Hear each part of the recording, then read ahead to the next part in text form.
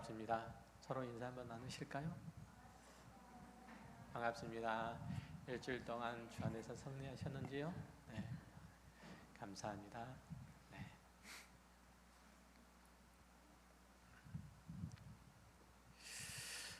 교회 안에 좋은 소식도 있고 또 아직까지 아픈 이가 있어서 마음이 상할 일들도 있습니다. 함께 위로해 주시기도 하고 함께 축하해 주시기도 하고 그러셨으면 감사하겠습니다.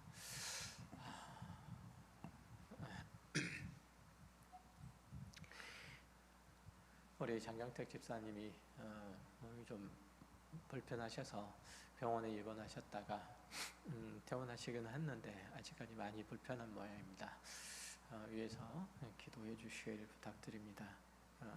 항암 치료 중인데 그 후유증으로 인해서 당뇨가 심하게 와서 안산에 병원에 입원했다가 안 돼서 서울 아산병원까지 갔다가 이제 퇴원해 있는 거거든요.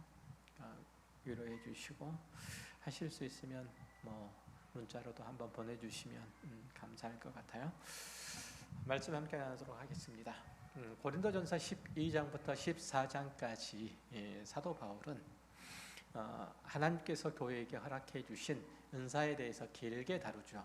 방언과 예언과 병고침, 그리고 지혜의 말씀, 지식의 말씀, 당시 교회 안에 있었던 다양한 은사들을 쭉 얘기를 하면서 그 은사들이 어떻게 사용돼야 되는지, 또한 때때로는 어떻게 그것이 사랑으로 절제돼야 되는지, 어떻게 질서와 화평 가운데서 그 은사가 잘 행해져야 되는지 사도 바울은 고린도 교회에게 아주 세세하게 마치 어버이의 심정으로 잘 가르치죠. 은사는 교회를 풍성하고 아름답게 그리고 역동적이게 하는 하나님의 놀라운 선물이에요. 그렇다고 해서 그 은사들이 교회가 추구하고 붙들어야 될 본질적인 내용이나 도구들은 아니라는 거예요. 방언을 하고 예언을 하고 병을 고치는 은사가 있으면 감사할 일들이고 교회가 그것을 잘 사용해야 되겠지만, 없다고 해서 신앙에 문제가 있는 것 아니고, 없다고 해서 그 교회가 껍데기만 있는 교회가 아니며 성령께서 역사 안 하는 교회가 아니라는 사실이에요. 절대로 우리가 그럼에도 불구하고 이 은사가 없음에도 불구하고 놓치지 않아야 되는, 반대로 그것이 있다면 바로 그리스도의 죽으심과 부활이죠. 바울은 이 은사에 대한 긴 가르침을 이제 끝낸 이후에 이 주제를 비로소 꺼내는데, 이건 마치 여러 방들을 이제 둘러보고 그 내부의 인테리어와 그리고 가구 이런 것에 감탄한 그것들을 멈추고 그 집 전체를 지탱하고 무너지지 않도록 하는 그 기초석을 다시 확인하고 점검하려고 하는 것과 같아요. 1절에서 뭐라고 사도 바울이 얘기를 하죠? 형제들아, 내가 너희에게 전한 복음을 너희에게 알게 하노니 이는 너희가 받은 것이요 또 그 가운데 선 것이라 라고 복음으로 다시금 고린도 교회 성도들의 시선을 이끌고 가죠. 이렇게 사도 바울이 복음으로 다시금 성도들을 이끌고 간 것, 회개한 것은 우연한 게 아니에요. 아무리 아름다운 집을 가지고 있다고 할지라도, 그것이 아름답게 지어졌다고 할지라도 그 기초가 흔들리면 무너지기 마련이죠. 아무리 화려한 은사로 가득한 교회라도 그 밑바닥에 복음이 없으면, 복음으로 지탱되지 않으면 결국은 그 교회는 무너질 수밖에 없는 거죠. 그런 의미에서 오늘 본문을 우리가 더욱 주목해 보아야 하는 겁니다. 바울은 1절에서 두 가지 동사를 사용해요. 복음은 너희가 받은 것이며 동시에 그 가운데 사는 것이다. 복음이라고 하는 것은 너희가 받고 마음에 새기고 간직하면 믿음의 내용으로 소유할 뿐만 아니라 그 복음을 살아가는 것이다. 그 복음 위에 서는 것이다 라고 얘기를 해요. 선물은 당연하죠. 기쁘게 받는 것으로 끝나는 게 아니라 그것을 잘 사용해야 하는 거잖아요. 이게 선물이잖아요. 내가 누군가에게 선물을 줬는데 선물을 기쁘게 받았어요. 그런데 그 선물을 하고 오거나 뭐 그 선물을 사용하는 걸 한 번도 본 적이 없어요. 그러면 주는 사람의 마음은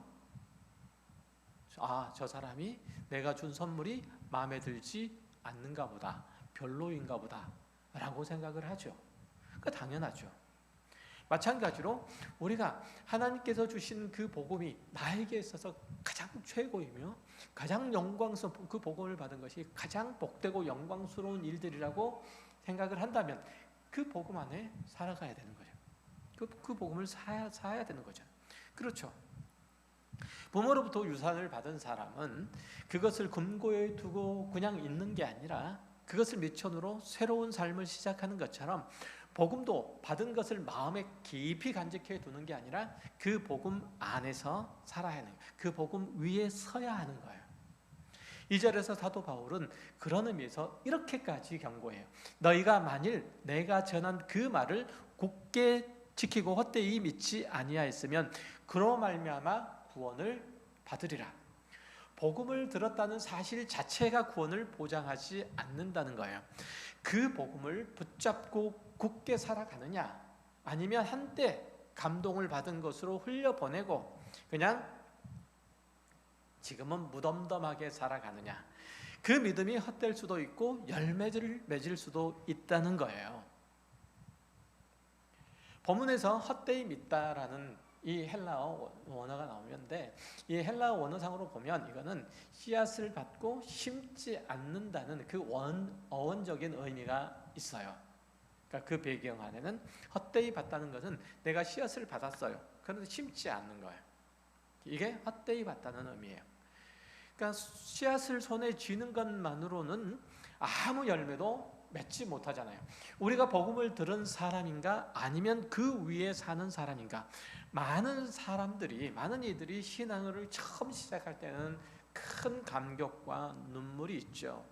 하지만 시간이 흐르면서 그 감격은 옅어지고 처음 받았던 그 복음이 감격으로 더 이상 다가오지 않으며 이 복음이 삶의 기초가 되지 못한 채로 그냥 한순간에 지나가는 그 추억처럼, 추억의 책갈피 한 장처럼 그렇게 낡고 발해 있는 경우가 많이 있어요. 바울이 경계하는 지점이 바로 여기예요. 그리스도의 복음은 한 번 받은 것으로 그 감동으로 끝나는 게 아니라 매일 그 위에 발을 딛고 서서 살아가는 터전이에요. 우리는 복음 안에서, 복음 위에서 살아가는 거예요. 우리의 삶의 모든 내용이 복음으로 설명될 수 있어야 돼요. 우리 삶의 모든 것들이 그래요. 집을 지을 때 기초공사는 눈에 보이지 않지만 그 위에 세워진 모든 것이 그 기초에 의지할 수밖에 없잖아요. 우리 신앙생활도 눈에 보이는 열매 이전에 이 복음이라는 기초 위에 얼마나 굳게 서 있는지 먼저 확인할 수 있어야 돼요. 그리고 집을 짓는 일들은 나중 일들이에요. 그 위에 눈에 보이는 것들을 짓는 것은 나중 일들이라는 거죠. 그래서 이 복음이 대단히 중요한데 그 복음의 내용이 뭐라고요? 그 복음의 내용. 복음 하는데 여러분 복음의 내용이 뭐예요? 신앙생활을 오래 한 사람일수록 오히려 이 질문을 하면은 당황해요. 내가 복음했는데 그 복음이 뭐지? 이게 대답하기가 쉽지 않을 때가 있다는 거예요. 바울은 3절과 4절에서 그 뿌리에 대해서 요약을 하죠. 그리스도께서 우리의 죄를 위하여 죽으시고 장사 지낸 바 되셨다가 성경대로 사흘 만에 다시 살아나사. 여기서 성경대로라는 말이 2번이나 반복이 돼요. 그리스도의 죽으심과 부활은 우발적인 우연히 생긴 사건이 아니라 하나님이 오래전부터 준비하시고 창세 이전부터 하나님께서 천지를 창조하시기 이전부터 준비하시고 계획하시고 성경을 통해서 예고하시고 그것들이 계획대로 성취된 사건이에요. 이게 예수 그리스도의 죽으심과 부활이에요. 이사야 53장에 보면 그래서 고난받는 종이 우리의 허물 때문에 찔림을 받고 우리의 죄악 때문에 상함을 입을 거라고 그렇게 예언하죠. 그리고 시편에도 보면 주의 거룩한 자가 썩음을 당하지 않게 하실 것이라 라고 그렇게 메시아의 오심에 대해서 얘기를 해요. 수백 년 전에 흩어진 예언들이 한 사건 안에 한 치의 어긋남도 없이 하나로 집중되고 맞아떨어지게 되죠. 이것은 이 복음이 사람이 지어낸 얘기가 아니라 하나님께서 처음부터 애초부터 계획하고 이끌어 오신 역사인 것을 보여주는 거죠. 주께서 우리를 위해서 죽으셨다는 것은 우리가 마땅히 받아야 돼, 마땅히 우리가 감당해야 될 하나님의 진노와 심판을 그리스도께서 대신 짊어지셨다는 의미죠. 장사 지낸 바 되셨다는 그것은 그 죽음이 실제 죽음이었다는 뜻이고, 사흘 만에 부활하셨다, 다시 살아나셨다는 것은 그 죽음이 끝이 아니었다는 선언이에요. 듣고 계시죠? 이 짧은 두 구절 안에 기독교 신앙의 전부가 응축되어 있는 거예요, 사실은. 그런데 사도 바울은 여기서만 멈추지 않아요. 5절부터 8절까지 말씀을 보면 그가 부활하신 예수님을 본 실제 증인의 명단들을 하나씩 나열해요. 왜 그렇죠? 고린도전서 15장에 처음 얘기하기를 뭐라고 얘기하죠? 2절에 보면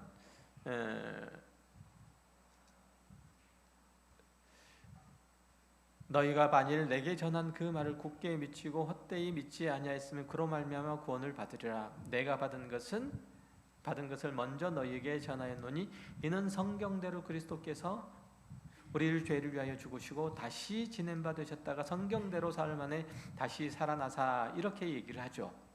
그렇죠. 그렇게 얘기하죠. 그런데 이 문제를 왜 얘기를 하고 있냐면, 지금 고린도 교회 성도들 가운데 그 교회 안에 어떤 이들은 그 예수 그리스도의 죽으심과 다시 사심, 부활하심을 믿지 않는 이들이 교회 안에 있기 때문에 그랬다는 거예요. 그래서 12절에 보면 이렇게 얘기하죠. 그리스도께서 죽은 자 가운데서 다시 살아나셨다 전파되었거늘 너희 중에 어떤 사람은 어찌하여 죽은 자 가운데서 부활이 없다 하느냐. 그러니까 은사에 대한 얘기뿐만 아니라 예수 그리스도의 죽으심과 부활에 대해, 즉 복음에 대해서 믿지 않는 이들, 폄훼하고 왜곡하는 이들이 있었다는 얘기를 지금 하고 있는 거예요. 이 사실 때문에 지금 목격자 하나하나의 명단을 다 얘기를 하고 있는 거죠. 특별히 그 중에 지금까지 대다수는 살아있고라고 지적한 것은 이 편지를 읽는 고린도 교회 성도들이 마음만 먹으면 500여 명의 살아있는 이들을 직접 찾아가서 물어볼 수도 있다는 그런 의미잖아요. 거짓이라면 즉시 반박당할 수밖에 없기에 부활이 착각이나 아니면 조작이었다면 그토록 많은 사람의 이름을 구체적으로 나열하는 일들은 오히려 불가능하고 위험한 일들이었겠죠. 그러나 바울은 그 인물들, 부활을 목격한 사람들을 주저없이, 조금도 주저하지 않고 숫자를 그리고 이름을 나열해요. 부활신앙은 수백 년이 흐르면서 전설처럼 더해지고 부풀려지고 이런 얘기가 아니라 사건이 일어난 직후부터 교회가 목숨을 걸고 붙들었던 확신에 찬 믿음이었고 사실의 증언이었어요. 그래서 6절에 보면 하나 더 눈여겨볼 표현이 있어요. 그 중에 지금까지 대다수는 살아있고 어떤 이는 잠들었으며, 이렇게 얘기를 하죠. 사도 바울은 그래서 성도의 죽음, 그 부활을 본 사람들의 죽음을 뭐라고 표현하냐면 잠들었다고 표현해요. 부활을 믿는 사람에게 있어서는 죽음은 끝이 아니라 잠을 자는 거예요. 잠든 사람은 반드시 깨어나기 마련이죠. 500여 명의 목격자 중에서 이미 세상을 떠난 이들이 있었지만 그들은 죽은 자가 아니라 잠자는 자인 거예요.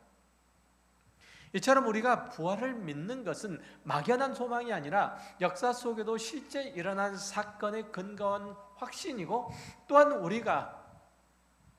우리의 존재와 인격을 통해서 반드시 수용하고 믿고 또 우리의 장래에 일어날 일들로 우리가 붙들고 있는 사실이에요.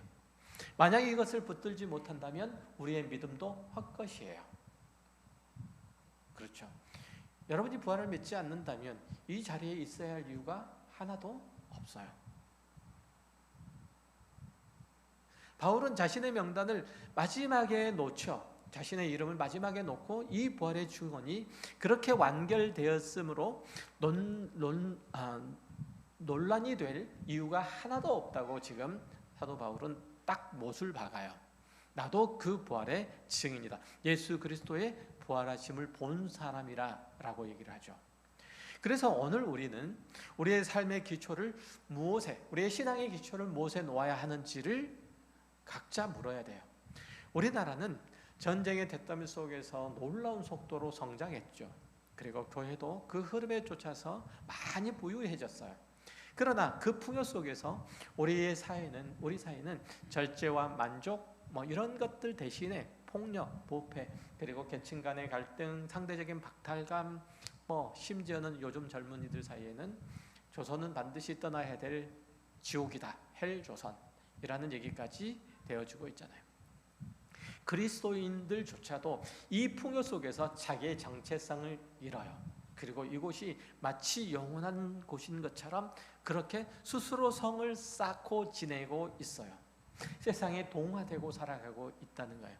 많은 이들이 이것저것을 싸들고 교회 와서 드린 것보다 수백 배를 채워달라고 기도를 할지언정 이 복음 안에, 부활 복음 안에서 자신의 소망을 장래에 두지는 않아요.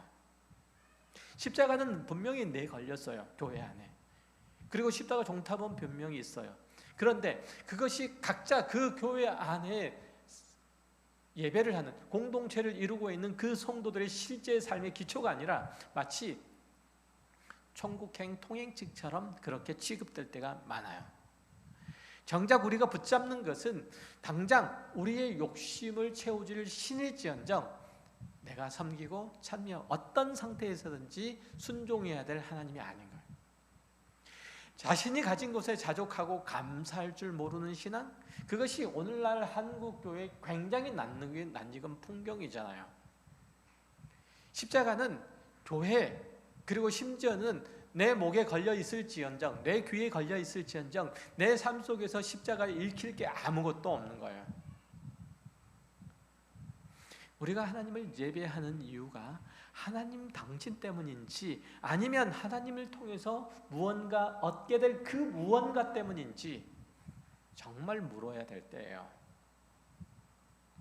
내가 오늘 예배함을 통해서 내 심리적인 안정감을 찾고 집에 돌아가겠다. 아니에요. 오늘 교회에 안 나오면 왠지 찝찝하니까. 그것도 역시 마찬가지로 아니에요. 생각을 해보면 이런 신앙의 왜곡은 우리 오늘 본문이 말하는 그 순서를 거꾸로 뒤집은 데서 나타나요. 거기서부터 나온 거예요. 바울은 죽으심을 말하고 그 다음에 부활을 얘기해요. 죽으심 다음에 부활이 있는 거죠. 죽음 없이는 부활도 없는 거예요. 그런데 우리는 죽음, 곧 자기 부인 그리고 자기 십자가, 이거는 건너뛴 채로 곧바로 부활의 영광과 그 풍성함만을 원하죠. 그러니까 씨가 땅에 떨어져 죽지 않으면 하늘 그대로 남아있을 뿐이라고 하는 그 주님의 말씀, 예수님의 말씀처럼 죽음을 통과하지 않는 부활은 없거든요. 그러니까 내가 그리스도 예수 안에서 자기 부인하는 삶이 없으면, 그런 죽음이 없으면 내 삶의 신앙에, 내 삶의 부활은 없어요. 그렇죠? 그건 전제하는 거예요. 내가 그리스도 안에서 죽어야, 나를 부인하는 삶을 살아야 그리스도 안에서 다시 살죠. 그렇잖아요.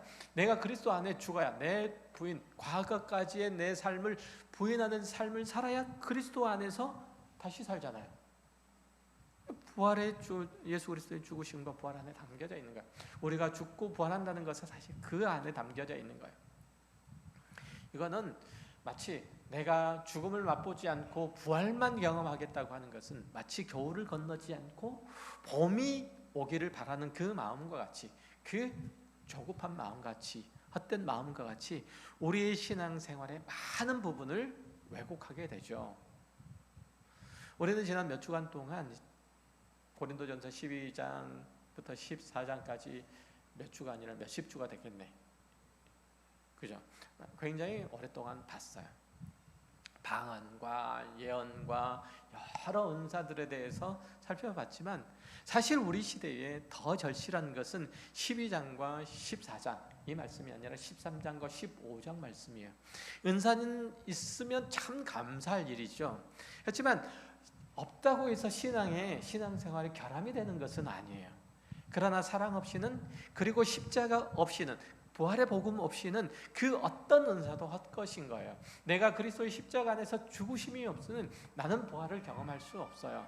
그리스도 안에서 새로 태어남을 경험할 수 없어요. 그리스도 안에서의 새로운 신앙생활, 새로운 삶이 시작될 수가 없다니까요. 필연적으로 그렇게 될 수밖에 없어요. 내가 그리스도 안에서 자기 부인의 삶을 살아야 그 다음에 그리스도가 내 삶 속에서 역사하시는 것을 발견할 수 있어요. 그러니까 나는 뭘 하면 된다? 내가 그리스도 안에서 죽는 것을 매일 경험하면 된다. 내가 십자가 위에서 나를 끊임없이 내려놓으면 된다. 그러면 하나님께서 내 가운데, 내 삶 가운데 역사하셔서 나와 함께 하시고 그리스도께서 부활하신 것처럼 나라와 하여금 부활 생명 안에서 사는 일들을 하나님께서 내 속에서, 내 삶 속에서 이루어 가실 거다. 나는 뭘 하라고요? 십자가에 나를 끊임없이 못 박는 일들을 하세요. 이걸 하셔야 돼요. 오늘 본문이 바로 그 지점을 지적하고 있어요. 만약 그리스도의 죽으심과 부활이 실제로 일어난 사건이 아니라면 오늘 우리가 붙잡고 있는 번영과 풍요에 대한 욕심이 오히려 정직한 신앙이 될 거라고 하는 거예요. 그렇잖아요. 이해되세요? 무슨 얘기인지? 내가 부활이 없으면 차라리 그냥 그게 내가 욕심 많은 상태로 내가 이 땅에서 평안하고 그리고 부유하게 살아가겠다는 그 욕심이 오히려 정직해요.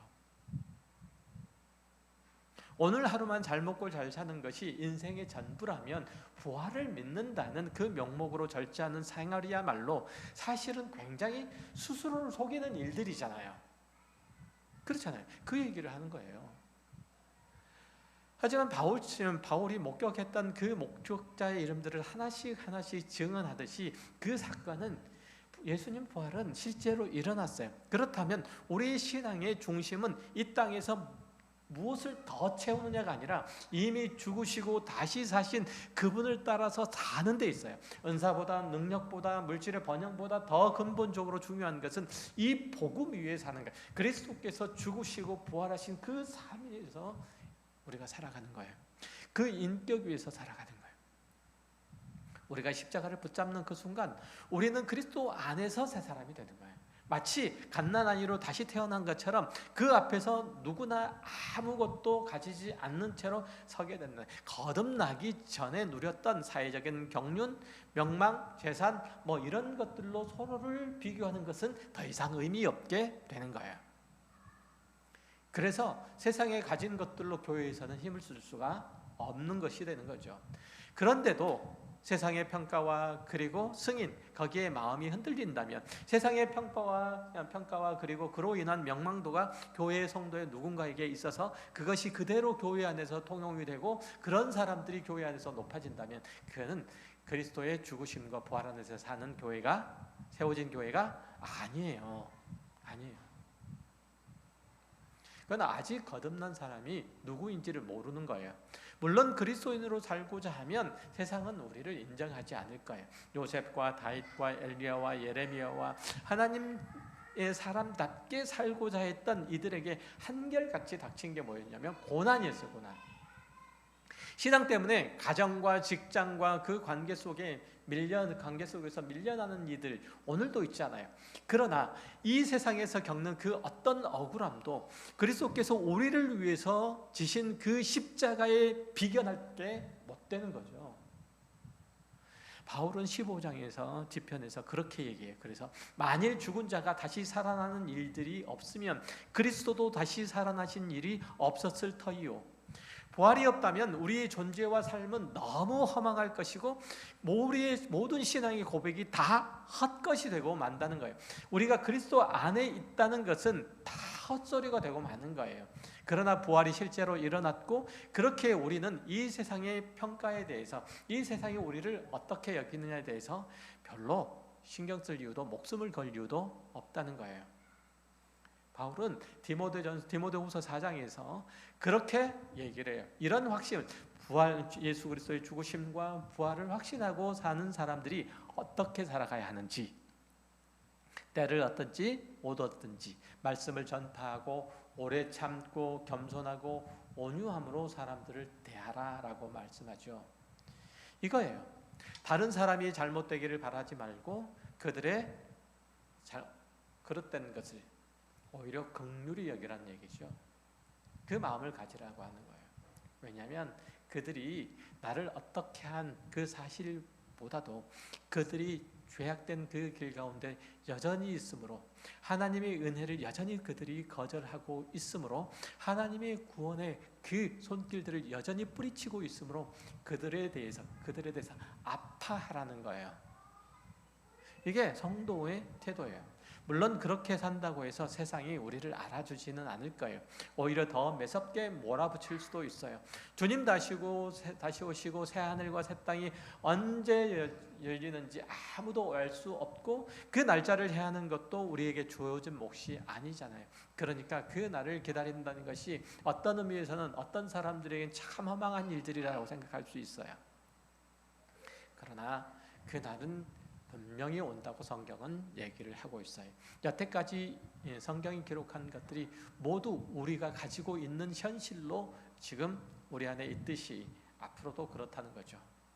다만 이 땅에서 살아가는 동안에 우리가 누릴 수 있는 것들은 모두 누리고, 우리가 마땅히 그리스도 안에서 살아가야 될 그 모든 책임과 의무들은 다 해태해버린다면 하나님께서 우리를 통해서 이루시고자 하는 그 구원의 뜻들은 이루어지지 않을 거예요. 아무도 그 날들을 기다리지 않고 다만 오늘 먹고 마시는 일들에 몰두하는 이 세태를 보세요. 성경이 묘사하는 이 마지막 때 이 풍경이 전혀 낯설게 느껴지지 않잖아요. 주님께서 마지막 때에 대해서 뭐라고 말씀하세요? 막 전쟁이 막 일어나고, 물론 그런 사실도 얘기하죠. 그러나 사람들이 무엇을, 예수 그리스도의 오심과 그의 죽으심과 그의 구원을 생각하지 않고, 부활 구원을 생각하지 않고 먹고 마시는 일들에 몰두할 때, 알지 못할 때에 주님께서 다시 오신다고 얘기를 하잖아요. 오늘의 세태를 보면 그렇잖아요. 개인 SNS에 음식을 앞에 놓고, 맛있는 음식을 앞에 놓고 찍은 사진, 그리고 어디 놀러 가서 뭐 찍은 사진, 이걸로 도배되어 있잖아요. 그렇잖아요. 먹고 마시는 것이 전부예요. 오늘날 세태가 그렇잖아요. 이것을 보면 그날이 멀지 않을 것 같아요. 정말 깨어서 준비해야 돼요. 그걸 하지 말라는 얘기가 아니에요. 먹지 말라는 얘기 아니고 놀지 말라는 얘기가 아니에요. 그게 전부라는 데 문제가 있다는 점이죠. 우선순위에 맨 위에 있다는 데 문제가 있다는 거예요. 우선순위에 맨 위에 있다는 거예요. 그 날을 준비한다는 것이 다만 오늘 해야 될 일들을 미뤄도 된다, 그런 의미를 얘기하고 있지 않아요. 오히려 그리스도인의 오늘은 영원한 나라, 영원한 하나님의 나라의 연장선상에 있어요. 그런 소망을 가진 사람은 부당한 일들을 당해도 털 깎는 자 앞에서 잠잠한 양처럼 할 수 있고, 복수를 꿈꾸는 대신 긍휼히 여기는 마음으로 상대를 바라볼 수 있는 오늘을 살아가는 거예요. 죽음조차 두려워하지 않는 모습을 볼 때 세상은 비로소 그에게 물을 거예요. 저 사람에게 분명히 뭔가, 죽음 너머에 뭔가가 있다라고 그렇게 생각을 하게 될 거예요. 우리가 복음을 살아간다는 게 그거예요. 복음을 전한다는 것이 그거예요. 저 사람에게는 뭔가 있다라는 거. 그 궁금증을 불러일으킬 수 있으셔야 돼요. 누구에게서? 여러분 가장 가까운 이웃에게서부터. 그럴 수 있어야 돼요. 이 복음의 기초는 여러분의 결단, 개인의 결단으로만 지켜지지 않는다고 또 이 성경은 얘기를 해요. 바울이 3절에서 내가 받은 것을 너희에게 전하였노니 라고 말하듯이, 복음은 세대를 넘어서 전달되고 계승돼야 한다고 얘기를 하는 거예요.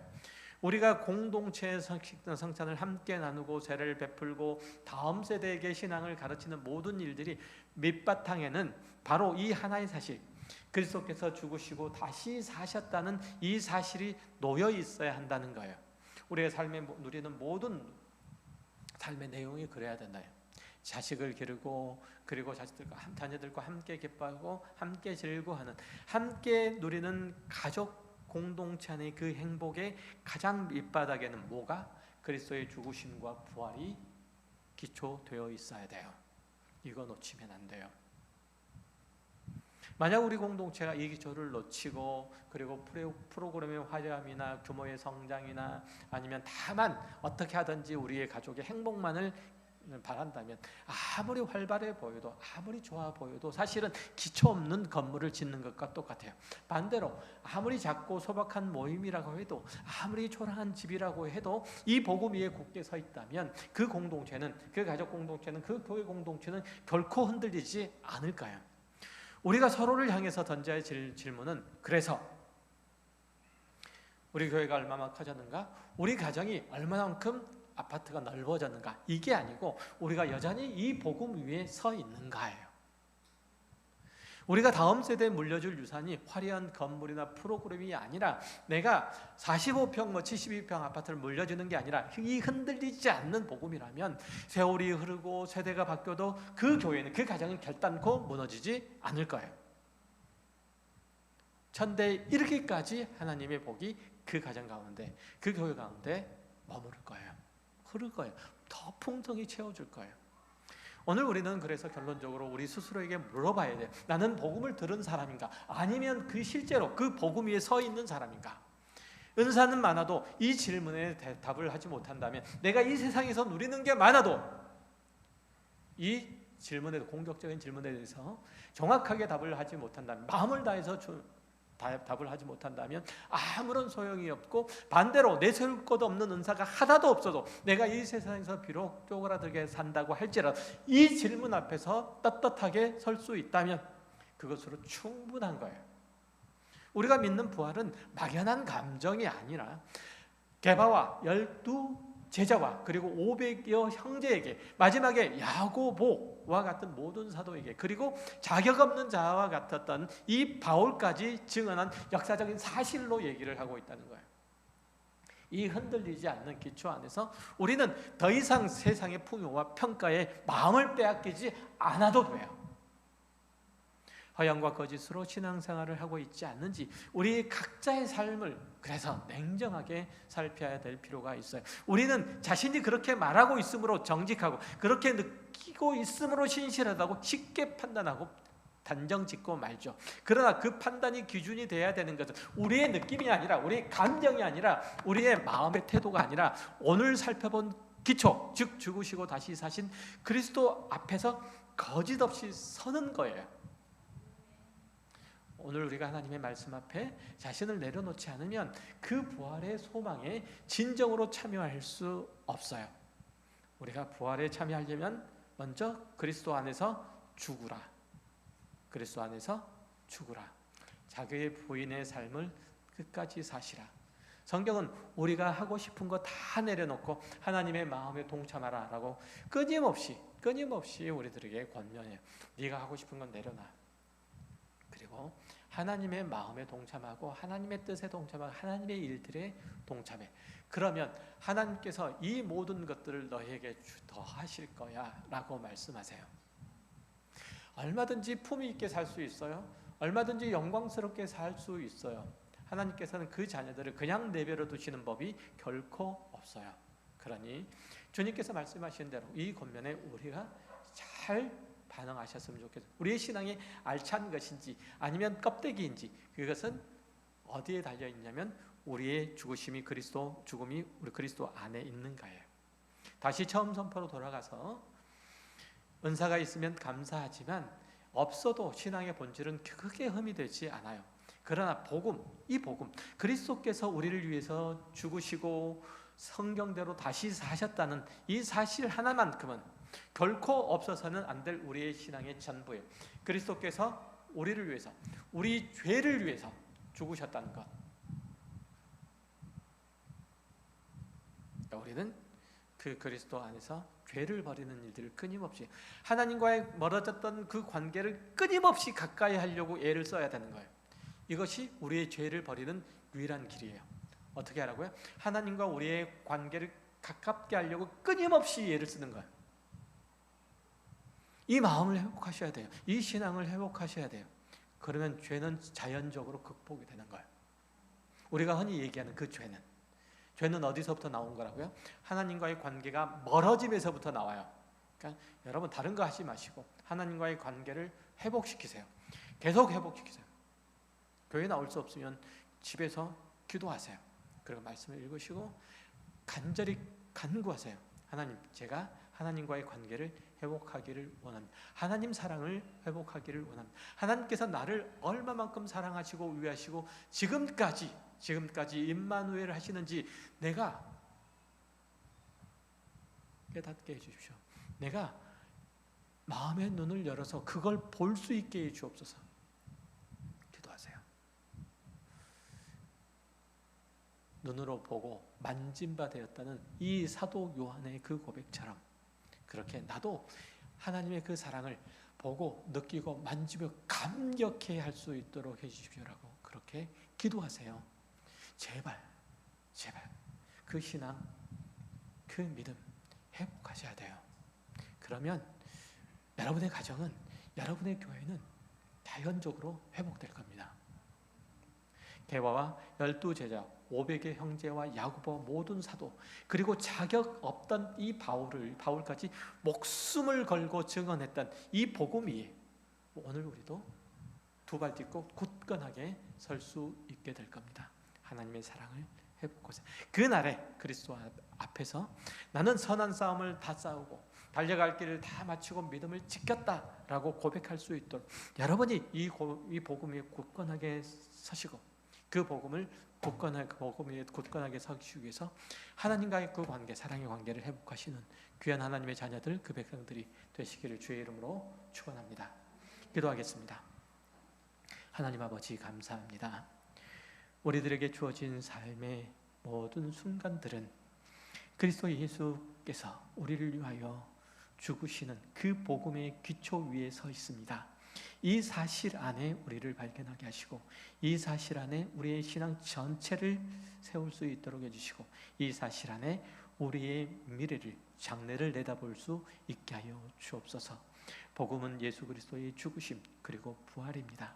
하나님 또한 우리도 예수 그리스도 안에 자기를 부인함으로 죽는 생활을 하게 해주옵시고 예수 그리스도 안에서 영원한 천국을 바라볼 수 있는 저희들 되게 하여 주옵소서. 그런 하나님의 백성으로서 우리의 삶이 새롭도록 성령께서 늘 우리를 지키시고 인도하시기를 소망합니다. 우리에게 새 힘 부어 주옵소서. 주님의 사랑으로 온전케 하여 주옵소서. 주님의 사랑으로 우리의 생각과 우리의 마음과 삶의 길들이 뜨거워질 수 있게 해 주옵시고 분명하게 해 주옵소서. 감사드리며 예수 그리스도의 이름으로 기도했습니다. 아멘.